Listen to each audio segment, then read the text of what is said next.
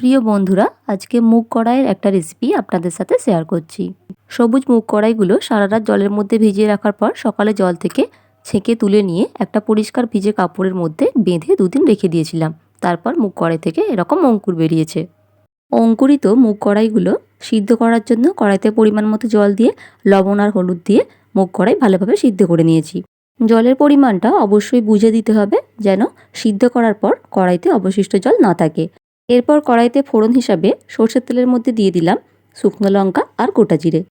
ফোড়ন ভাজা হয়ে এলে পেঁয়াজ, টমেটো, কাঁচা লঙ্কা কুচি দিয়ে খুব ভালোভাবে নাড়াচাড়া করে স্বাদ মতো লবণ দিয়ে ভেজে নিতে হবে।